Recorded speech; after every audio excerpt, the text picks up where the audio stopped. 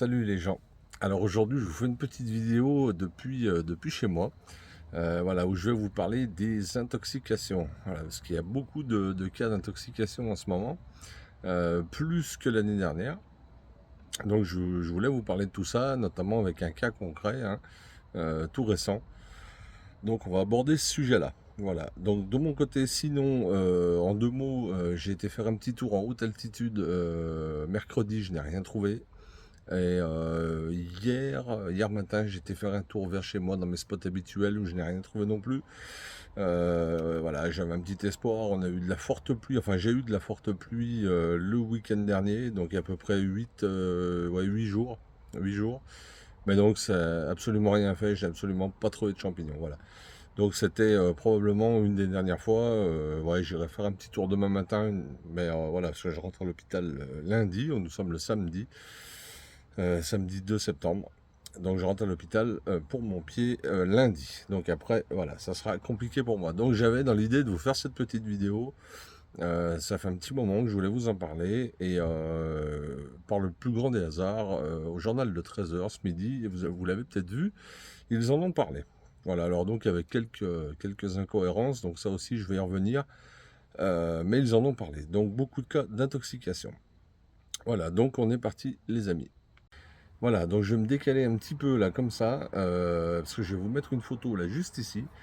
Voilà, donc c'est une photo, une vraie photo de personnes qui se sont intoxiquées avec ces champignons qui sont sur cette photo. Donc cette photo leur appartient.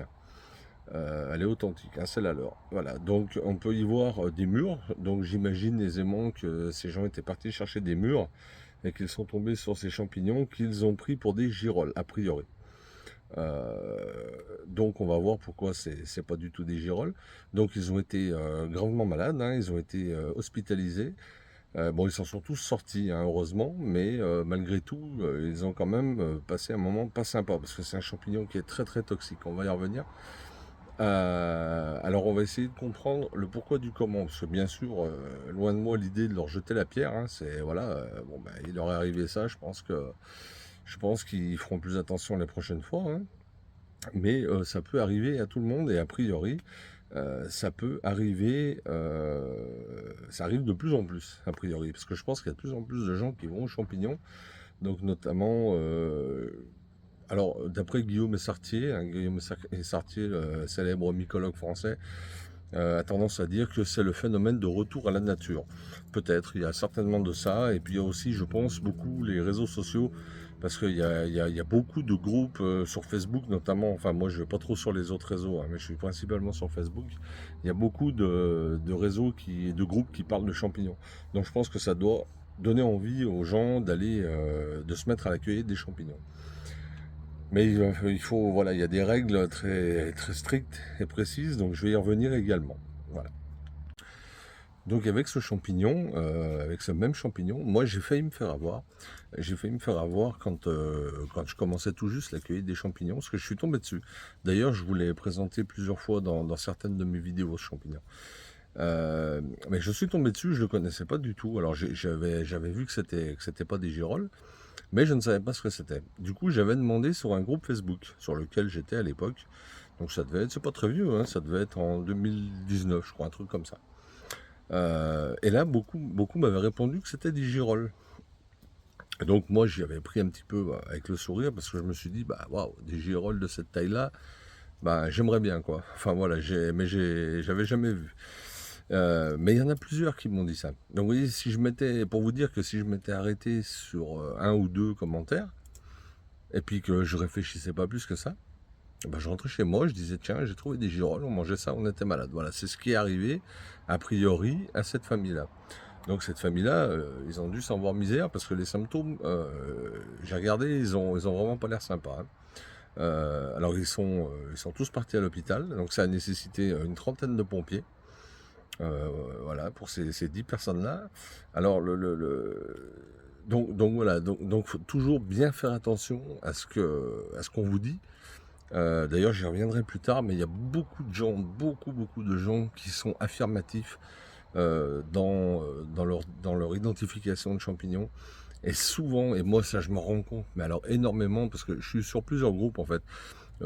C'est surtout pour approfondir mes connaissances, etc. Parce que je connais pas tout, hein, loin de là.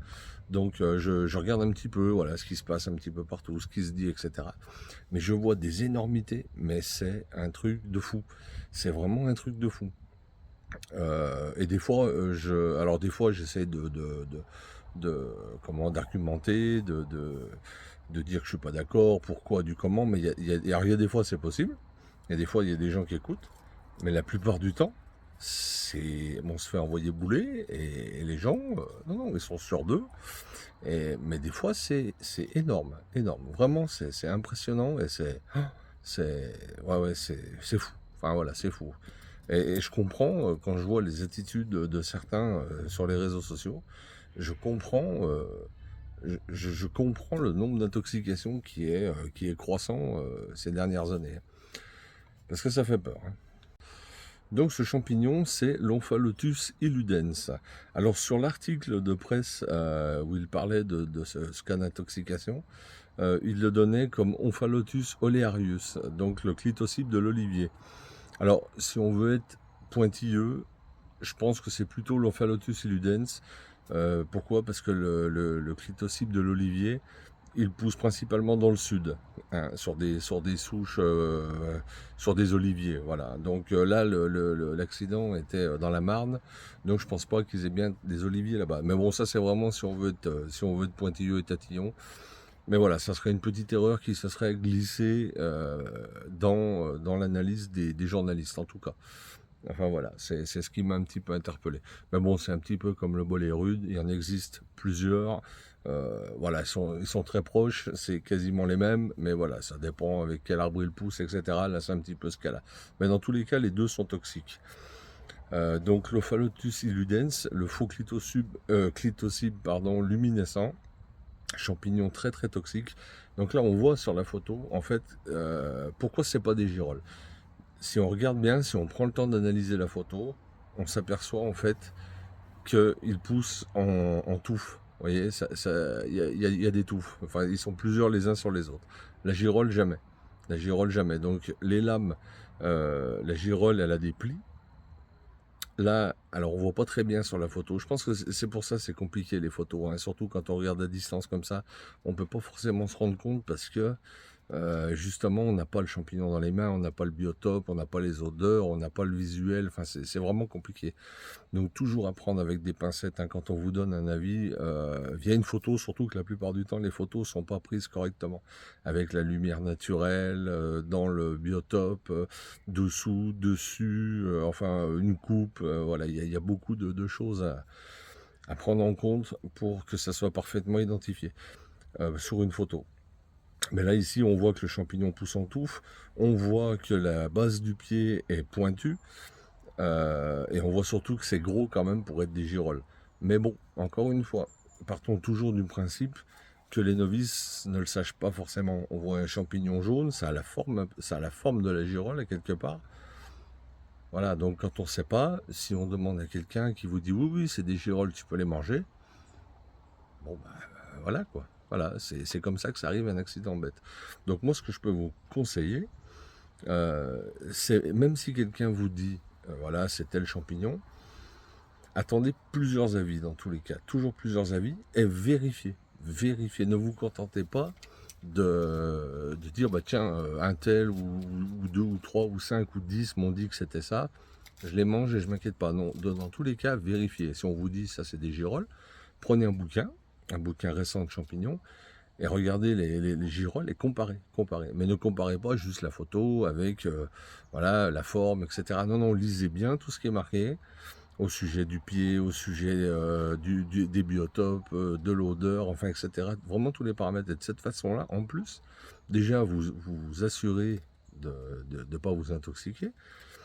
Parce que manger un champignon quand on n'est pas sûr de ce que c'est, juste parce que tel ou un tel a dit qu'on pouvait le manger, bah franchement, faut pas avoir peur, hein. Puis surtout là, dans ce cas précis, le donner à toute la famille, y compris à des enfants, c'est difficile quand même, hein. Faut vraiment être sûr, hein. Donc voilà, vérifiez par vous-même, faites-vous votre propre idée, et en plus de ça, quand vous aurez vérifié, bah, vous aurez appris le champignon. Voilà, parce que si vous vous contentez de manger ce qu'on vous dit de manger ou de ne pas manger ce qu'on vous dit de ne pas manger, vous apprenez pas, vous avancez pas. Donc ça fait aussi partie de l'apprentissage. Voilà, donc l'Omphallotus illudens, il pousse principalement sur des souches d'arbres morts, voilà, par touffe, par grappe, il devient très gros. Et il a la particularité d'être bioluminescent, c'est-à-dire qu'il s'allume, il est phosphorescent, notamment la nuit. Je vous mets des photos, alors ça c'est des photos que j'ai prises sur internet, hein. Les Américains l'appellent le Jack aux lanternes. J'ai pas un accent anglais très bien, mais bon voilà. Donc c'est un champignon bioluminescent, il a la même molécule que le ver luisant, Hein, vous voyez, ces petits vers là qui brillent d'ailleurs, qu'on voit plus beaucoup d'ailleurs. C'est la même chose, c'est la luciférine, voilà, et c'est l'oxydation des molécules en fait qui crée cet effet de lumière en fait. Voilà. Donc moi j'ai essayé personnellement. Alors c'est chou blanc, hein, je vous le dis. J'en avais pris un, la fameuse première fois où j'avais trouvé. Et quand on m'avait dit ce que c'était, j'avais vérifié et effectivement j'avais vu ça. On m'avait dit qu'il était bioluminescent. J'en ai pris un. Et je me revois encore dans mes toilettes, dans le noir complet, à essayer avec mon champignon dans la main pour voir s'il s'allumait, mais non, ça n'a pas marché. Donc voilà, je pense que les conditions n'étaient pas réunies, il était soit trop vieux, soit pas assez, enfin bon, il y avait un truc, mais bon voilà. Dans tous les cas, c'est un toxique très très sévère. Voilà. Voilà, donc là, on a l'ANS, l'Agence nationale de sécurité sanitaire de l'alimentation, donc qui alerte sur le cas croissant enfin sur les cas croissants d'intoxication liés aux champignons, notamment pour le mois d'août de cette année, qui aurait doublé 250 cas, je crois, juste pour le mois d'août d'intoxication aux champignons. Donc ils alertent là-dessus. D'ailleurs, c'est passé, donc, comme je vous disais, au JT, là, à 13h. Hein. Ils en ont parlé. Alors j'ai relevé des incohérences, enfin, dans le reportage, un petit reportage hein, qui était très court, hein. Notamment un monsieur qui était aux champignons, alors qui expliquait que quand il allait aux champignons, les champignons qu'il ne connaissait pas, il ne les touchait pas. Il les prenait juste avec son couteau et il les soulevait pour regarder dessous, etc. Il ne les touchait surtout pas. Alors ça, je l'ai déjà dit plusieurs fois et je vais le redire. Alors c'est pas moi qui l'invente, hein. Moi j'invente rien du tout, hein. Moi je rapporte tout simplement ce que j'apprends, notamment de Guillaume Essartier, parce que c'est lui que je suis, enfin c'est avec lui que j'apprends avec ses ouvrages, etc. Euh, donc le champignon, on risque absolument rien en le touchant, même un toxique, même un mortel. Voilà, on peut l'embrasser, on peut faire ce qu'on veut. Ce qui est dangereux, c'est l'ingestion du champignon, c'est quand on avale le champignon, c'est là que c'est dangereux. Donc on peut le toucher, ça risque absolument rien. Voilà. Ça déjà c'est la première chose. Donc faut pas avoir peur. Au contraire, un champignon pour l'apprendre, il faut le prélever en entier. Hein, il ne faut pas le couper, il faut prélever vraiment en entier, parce que tous les critères sont importants. Il faut le sentir, il faut parfois le goûter. Voilà, donc il faut vraiment l'avoir dans les mains, quoi. Qu'on puisse le regarder sur tous les côtés, sur toutes les faces. Voilà, donc ça c'est important. Donc ça c'est un petit truc que j'ai trouvé un peu erroné. Bon, bref, passons. Ensuite, toujours dans le même reportage, euh, ils emmènent le fruit de leur cueillette dans une pharmacie. Alors donc, il y a une pharmacienne qui regarde sur un bouquin, etc. Et qui s'aperçoit qu'il y a un champignon non comestible qui s'est glissé parmi les comestibles. Alors elle explique que malheureusement, quand elle trouve un champignon qui est toxique, c'est tout le panier qui va à la poubelle. Non. Alors, ça risque absolument rien. En fait, le danger, je l'ai dit pareil, hein, je l'ai dit souvent, mais je le redis parce que c'est important. C'est pas parce qu'un champignon toxique va toucher un comestible qu'il va le contaminer. Ça se contamine pas un champignon. Voilà. Le risque, effectivement, c'est qu'un mauvais se glisse parmi les bons. Là, si vous nettoyez vos champignons, il y en a un mauvais, vous faites pas gaffe, vous mangez la poêlée avec le mauvais dedans, là c'est dangereux. Mais sinon, si vous voyez à la maison qu'il y a un mauvais dedans, c'est pas pour ça que votre panier est fichu. Il suffit d'enlever le mauvais. Faut être prudent parce que parfois un morceau du champignon a pu se casser pendant le voyage, pendant le transport, et se retrouver malgré tout parmi le... Voilà, il faut vérifier l'intégralité, qu'il y ait bien l'intégralité du champignon en question. Mais enfin voilà, c'est des petits détails, mais je pense quand même qu'ils ont leur importance parce que je pense que dans la mycologie, il faut vraiment être vraiment précis, vraiment être sûr de soi, vraiment faire attention à tout ça. Voilà, donc ils alertent là-dessus, donc c'est pour ça, et bon, j'avais déjà idée de vous faire cette petite vidéo, parce que quand j'avais vu le cas là, je voulais faire une petite vidéo pour vous alerter sur les dangers de la cueillette des champignons, et puis j'avais prévu de la tourner là cet après-midi, et ils en parlent au JT. Bon, ouais, hasard, mais voilà, c'est comme ça. Donc j'ai quand même dit que j'allais vous faire cette vidéo, parce que je la trouve importante. Voilà, et quand j'ai vu qu'ils allaient parler de ça au JT, je m'attendais, je craignais un petit peu qu'ils mettent en cause un peu les réseaux sociaux, justement, parce qu'il y a tellement... Mais ça aurait été... ils auraient eu raison, en fait. Parce que, comme je vous disais, c'est tellement énorme le nombre incalculable de gens qui affirment des choses et qui sont persuadés d'eux, c'est effarant. Alors qu'en fait, c'est des énormités. C'est des énormités. Les gens qui savent pas, moi j'y vois, hein, tous les ans, je me prends la tête avec des gens qui savent pas différencier une verbe conique d'un morillon. Voilà. Donc c'est des détails, mais qui ont leur sens en fait, parce qu'il faut, voilà, il faut savoir de quoi on parle vraiment. Quand on n'est pas sûr, on n'affirme pas. Et je veux dire, à partir du moment où quelqu'un affirme quelque chose qui est erroné, bah, c'est qu'il ne se remet pas en question, puisqu'il a tort. Vous voyez. Donc, moi, j'essaye toujours de, de me remettre en question. J'appelle ça l'autocritique, en fait. Il faut être autocritique, et moi, je le suis beaucoup. Je vais vous donner une anecdote qui m'est arrivée vraiment. Je vous en ai déjà parlé, mais je le redis parce que c'est le thème de la vidéo. Pareil, quand j'ai commencé la cueillette des champignons, j'avais trouvé des oreilles de Judas. Des oreilles de Judas. Donc on m'avait confirmé que c'était bien ça, j'étais vraiment sûr de moi, pas de souci, mes oreilles de Judas, j'étais content. J'avais un coin oreilles de Judas, d'ailleurs j'ai beaucoup de vidéos sur les oreilles de Judas. Donc j'étais content là-dessus. Puis un jour je me balade et je vais dans un autre coin. Et il pleuvait, je me souviens très bien, il pleuvait, mais il pleuvait vraiment fort. Et je tombe sur un arbre mort, et je vois ce que je pensais être des oreilles de Judas. Mais elles n'étaient pas comme celles que j'avais trouvées la fois précédente. Alors je me questionne, je me remets en question, et je dis je vais quand même demander. Et puis je demande pareil sur les réseaux sociaux. Et là on me dit oui, c'est des oreilles de Judas. Bon, bah, ça confirme un petit peu ce que je pensais. Je pensais que c'était de Judas. Et on me dit oui, bah, elles sont certainement, parce elles étaient un peu plus gonflées que celles que j'avais trouvées précédemment.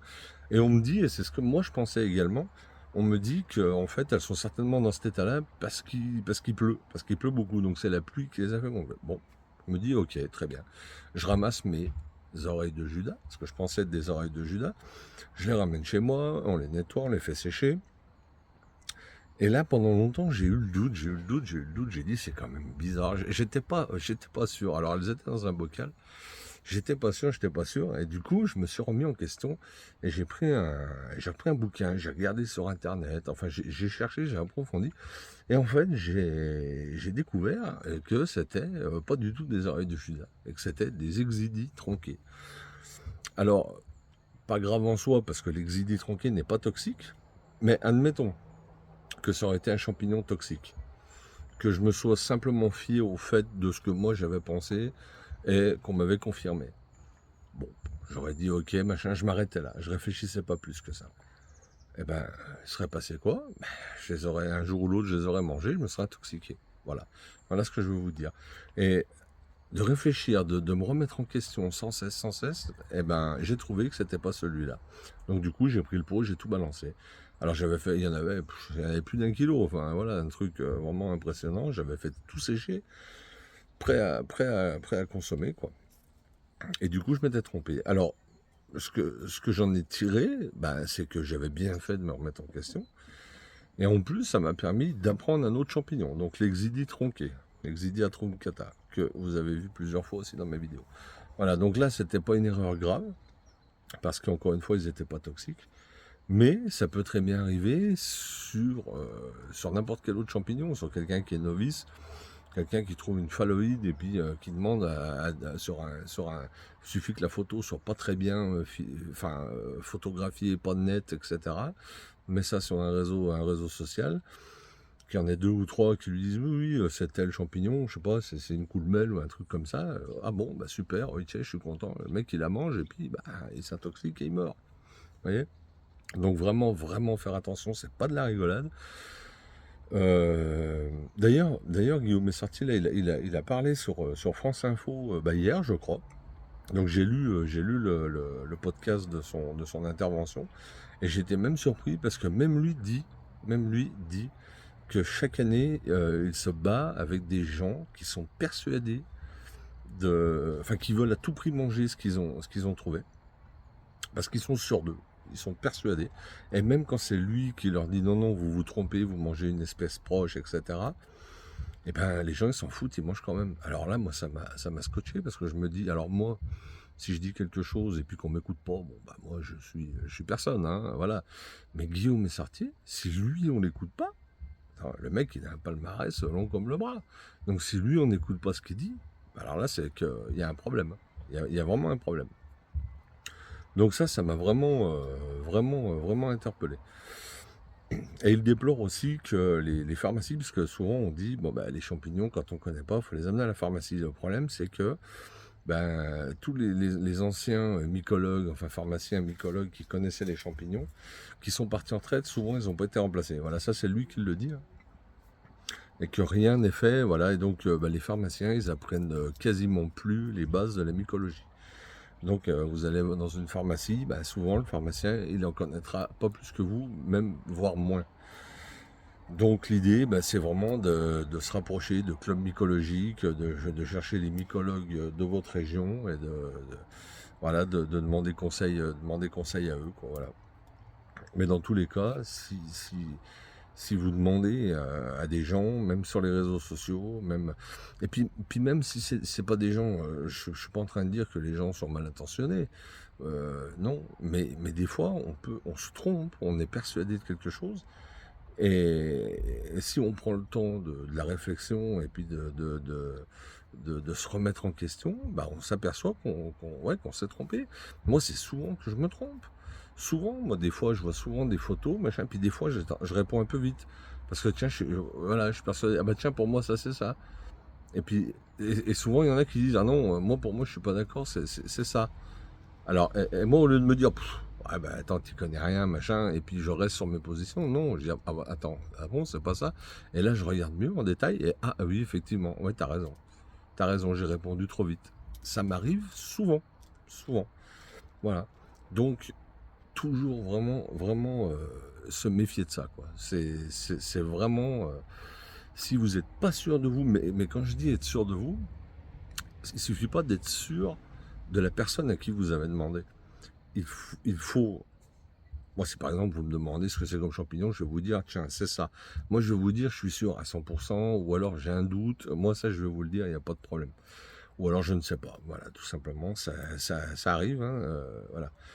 Mais il ne faut pas se fier juste à ça. Voilà, c'est ça que je veux dire. Il faut que vous soyez sûr de vous. Être sûr de vous, ça veut dire que vous aurez pris le temps de vérifier. De vérifier par vous-même. Si vous montrez une photo d'un cèpe d'été, je vous dis ça c'est un cèpe d'été, là vous prenez votre bouquin, vous allez dans les cèpes et vous regardez les cèpes d'été et vous comparez avec le vôtre. Il a un réseau, oui, il a une odeur, non, il a un goût particulier, ah oui, c'est ça, voilà, vous voyez ce que je veux dire? Voilà, il faut vérifier. Vraiment, il faut vérifier, c'est important, c'est super important. Et autre chose aussi sur laquelle je voulais venir, c'est notamment au sujet des enfants.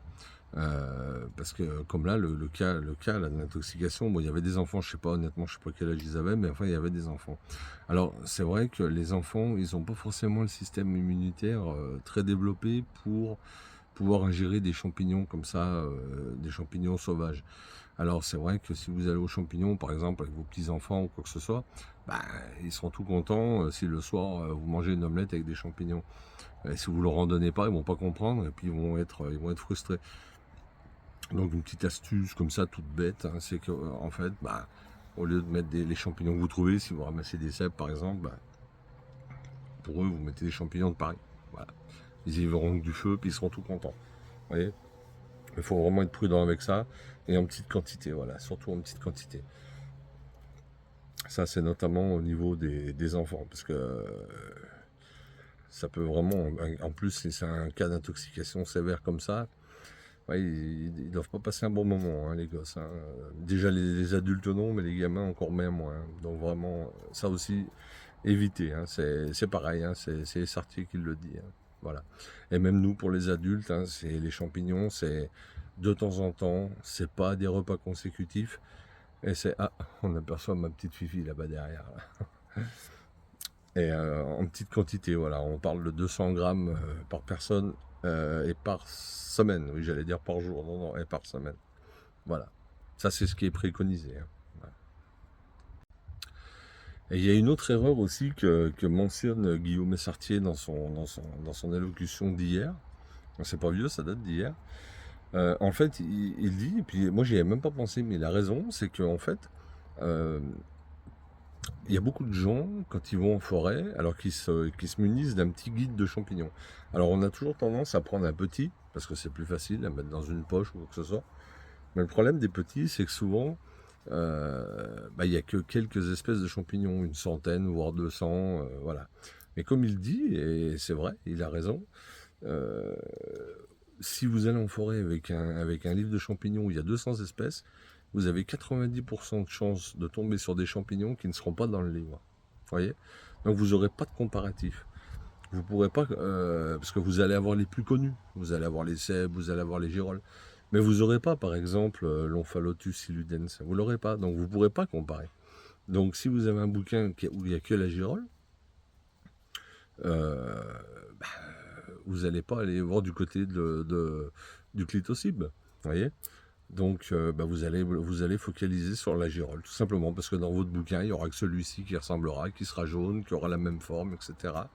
Donc vous allez être sûr de vous. Donc voilà, ça aussi c'est une chose à prendre en compte. Pareil, ce qu'on voit aussi souvent, c'est que, parce que les champignons, ça évolue, hein, la science évolue. Donc il y a des champignons qui étaient classés parmi les comestibles avant, il y a plusieurs années, ou même quelques mois, voilà. Donc des gens en mangeaient. Et aujourd'hui ne le sont plus, sont classés comme toxiques. Parce que la science évolue, ils font des recherches, c'est en constante évolution. Donc il y a des champignons qui étaient comestibles qui ne le sont plus. Alors quand vous dites ça à quelqu'un, euh, notamment je pense au clitocybe nébuleux qui était comestible et qui ne l'est plus, enfin des champignons comme ça, le gyromitre aussi, hein, qui a été longtemps consommé et qui l'est encore parfois, et bien maintenant qui est classé mortel. Quand vous dites ça à des gens, enfin certaines personnes en tout cas, ils vous disent bon, tu connais rien, moi j'en mange, ça fait des années, j'ai jamais été malade, pas de soucis, etc. Tu connais rien, t'es un bleu. Voilà, donc ça c'est la majorité des gens, la majorité des cas, parce que les gens ils restent sur leurs acquis, ils pensent qu'ils ont raison, ils pensent qu'ils ont la science infuse. Voilà, ils comprennent pas qu'en fait le champignon ça peut être comme par exemple un fumeur. C'est pas parce que vous allez fumer un paquet de cigarettes que vous allez avoir un cancer du poumon. Ben, le champignon, c'est pareil. C'est pas parce que certains, vous allez en manger pendant 10 fois, vous aurez rien, mais c'est sur le long terme quoi, qu'on risque des problèmes. Mais la science se rend compte que, ben, notamment comme le gyromitre, serait responsable de la maladie de Charcot, par exemple. Voilà, donc ça, je ne veux pas m'avancer trop là-dessus parce que j'ai pas trop suivi encore le truc en détail, mais voilà en fait. Donc vous voyez, c'est des maladies à long terme, voilà, un peu, voilà, comme enfin, certaines choses qu'on mange qui sont cancérigènes, etc. Bah, c'est pareil pour les champignons. Donc si aujourd'hui, bah, ils sont plus classés comestibles, c'est qu'il y a une raison. Donc, c'est peut-être malheureux, hein. Moi je dis pas, si demain on me dit que le cèpe de Bordeaux n'est plus comestible, bah oui, je vais avoir les boules, mais je vais écouter ce qu'on me dit, quoi. Voilà, je vais pas, je continuerai pas à le manger alors que finalement la science se rend compte que le champignon est toxique, quoi. Voilà. Donc très important aussi, et ça c'est pareil, c'est de la remise en question. C'est de la remise en question, tout simplement, c'est du bon sens en fait. Voilà. Et aussi quelque chose de très très important, alors ça a été mentionné au JT ce midi, ça a été mentionné par Guillaume Essartier lui-même. Moi je vous l'avais mentionné, enfin je l'ai mentionné plusieurs fois dans certaines de mes précédentes vidéos, c'est au sujet des applications. Il y a beaucoup de gens, beaucoup de gens, qui mettent des applications sur leur téléphone, sur leur smartphone, et qui s'en servent pour identifier des champignons. Alors c'est ultra dangereux. Euh, alors ça peut être pédagogique, on va dire. Ça peut vous donner des indications, mais en fait, il faudrait la prendre à l'envers, cette application. C'est-à-dire qu'il faudrait parfaitement connaître le champignon, le prendre en photo, parce qu'en fait, le principe, pour ceux qui ne le savent pas de l'application, vous prenez le champignon en photo, ça recherche dans la base de données sur Internet, et en fait, ça cherche les photos comparables à la vôtre, et selon la photo en question, paf, ça vous sort une photo ressemblante à la vôtre, à votre champignon. Alors c'est quand même très aléatoire, surtout qu'il y a des champignons qui se ressemblent vraiment beaucoup. Donc il faudrait la prendre à l'envers, c'est-à-dire il faudrait connaître le champignon, le prendre en photo pour voir en fait si l'application donne juste ou pas. Voilà. Donc moi j'ai essayé personnellement, j'en ai une d'application, je m'en sers jamais, mais j'ai essayé pour voir et non, non, faut surtout pas faire ça. Ça à la limite, faut s'en servir pour s'amuser, pour voilà, pour apprendre, pour regarder, pour voir, tiens, par curiosité.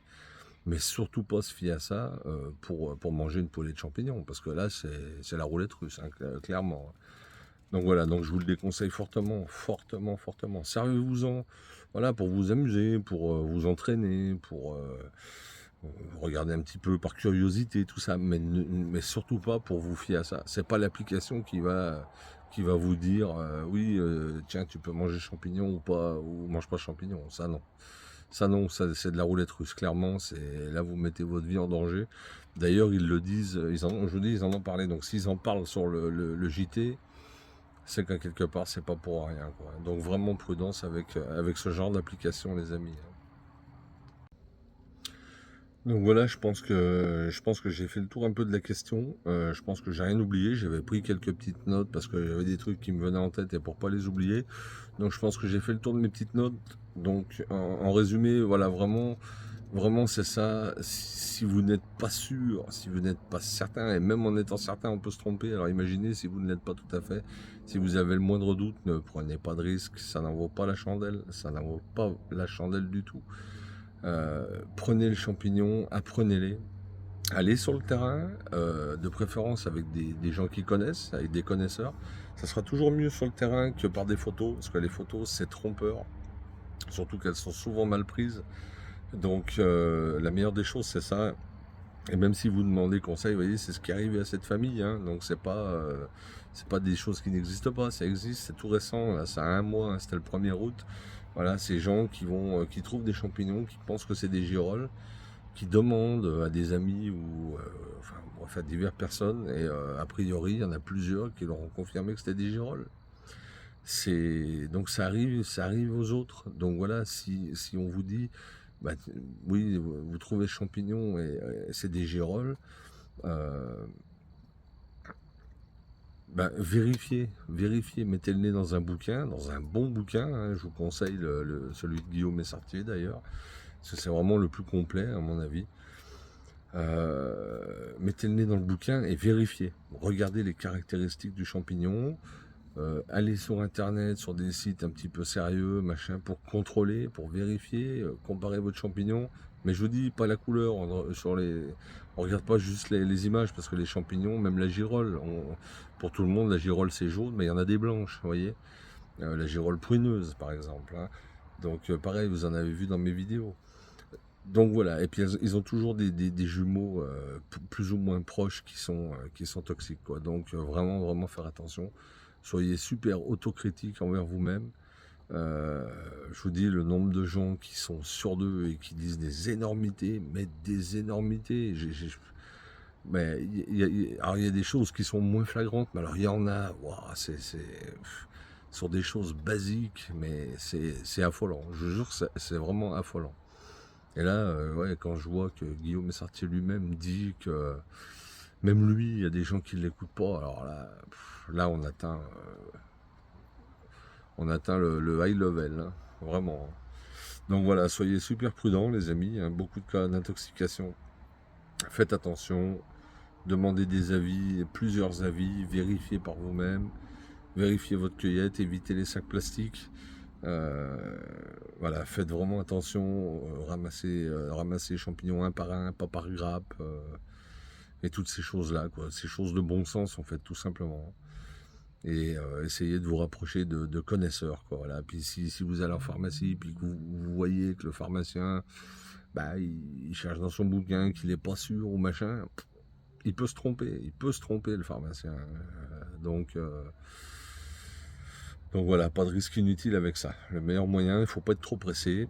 Il faut prendre le temps de bien les apprendre, de bien les étudier. Et une fois qu'on les a bien appris, qu'on a tous les éléments, bah après, voilà, quoi, après vous allez cueillir sans crainte, quoi. Voilà, je veux dire, il n'y a pas de souci, quoi.